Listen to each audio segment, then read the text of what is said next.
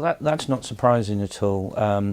The Internet of Things is an interconnected world of both products and services. The channel has always been very, very good at selling products, and in latter years has moved more into services. I think what the channel needs to do is to understand that more services and certainly more solutions will be necessary as we move forward, which will really drive value out of all of that interconnection. The Internet of Things is producing mass information, and for the channel partners to really be effective, they need to help organisations understand what aspects of that information is useful to the client and how they can better use that to improve their business. So for channel partners to leverage the Internet of Things, they need to be looking at what technologies, solutions and services they can offer to their customers that make sense of this mass information that is being gathered. IoT is really spawning new products, new services, sectors that as IT partners we can get ourselves into. And actually, let's face it, most companies now are out there in the IT world going, we need to differentiate. So we need to start talking about partnerships, working with other IT companies. Where we haven't got the skills, we need to start thinking, I'm in retail now, I need to start talking to retail technology companies. I'm a hoster, I'm an analytics provider. How can I combine with them to create the service that will really penetrate that market? Final stat to say about this is actually, we've found that lead generation is the key for our marketing. Now 22% of our leads come from partner marketing, and actually they close 37% of the time. So actually I would implore everybody to start thinking about working in the channel with other partners, differentiating and creating the right product set. Yeah, the channel's got a massive growth opportunity with regards to the Internet of Things, and the integration into apps and smart home devices, including Amazon and the Google devices. One area I think obviously that is a massive growth opportunity for the channel is the security of these devices, because at the moment you've got them linking into anything that's connected to the internet. Your Nest for your boilers, for example. There's no actual security. So there's a standard layer of security, but there's no advanced security on any of these devices whatsoever. So I think that's the main growth opportunity with regards to it.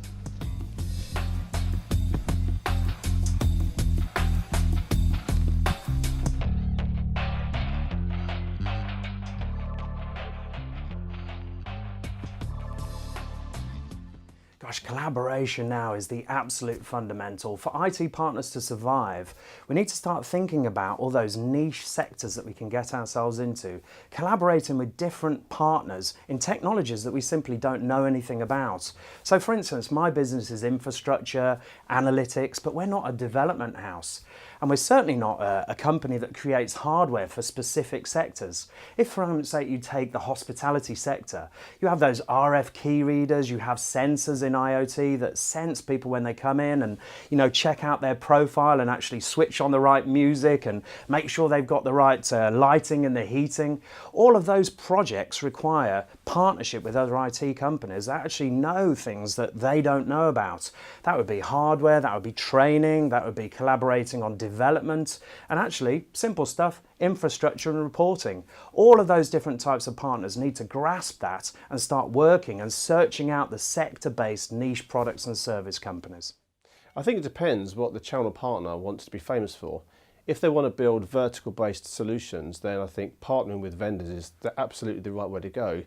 But if they want to be a generalist and bring to market horizontal solutions, then you will continue to see a lot more partnering between channel partners. The problem with that, of course, is that you risk becoming just another reseller. If everyone is partnering with the same companies, how can you differentiate effectively?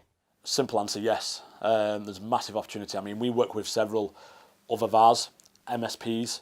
Obviously, we work with the vendors and the disties, obviously in regards to the opportunities that we have. But with regards to the MSPs and the VARs, there needs to be more collaboration. There's so much more work that could be done and better opportunities found if people work together. Because there's some stuff that our company does that, say for example, one of our competitors doesn't. And there's no reason why they couldn't sell our product and we could sell something of theirs and vice versa. But some of them are very closed book, and I think the way the market has gone, I think they've got to adapt to it, because obviously it is changing rapidly at the moment. I think they've got to adapt and obviously, you know, work with more VARs and MSPs. Yeah, we are competitors, but you can still work together, you know, with certain NDAs and stuff in place. Absolutely. I'm surprised that the number is as low as 10%. I think that a lot more VARs need to take a look at themselves and ask the question of what's core to context. Their core is absolutely where they add value. Everything else is contextual, and I think there's definitely an opportunity to collaborate with others so that it's core to core, and I expect to see the levels of collaboration increase as we move forward.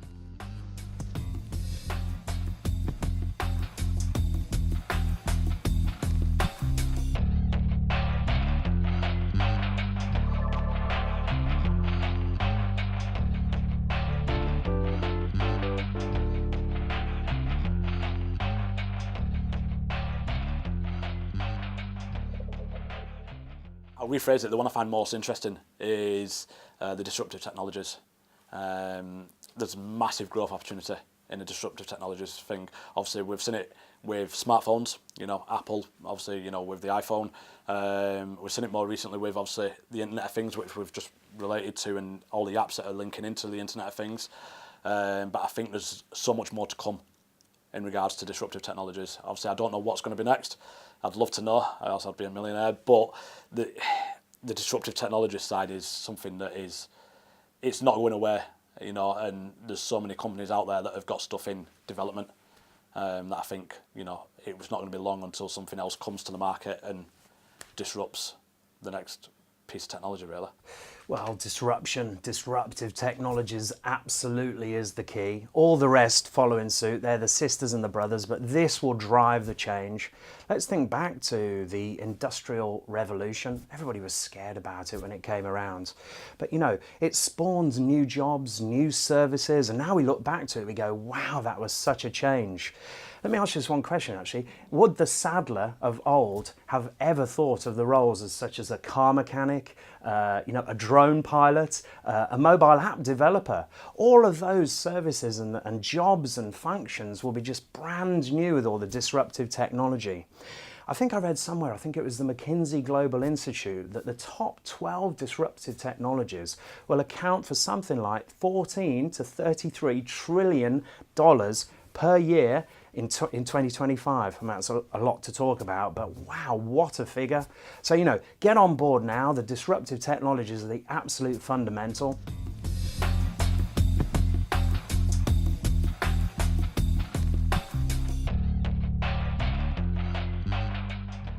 I think they're all actually interconnected. I think disruption is a key theme, and I think will be a big theme of the channel as we move forward over the next 12 to 18 months.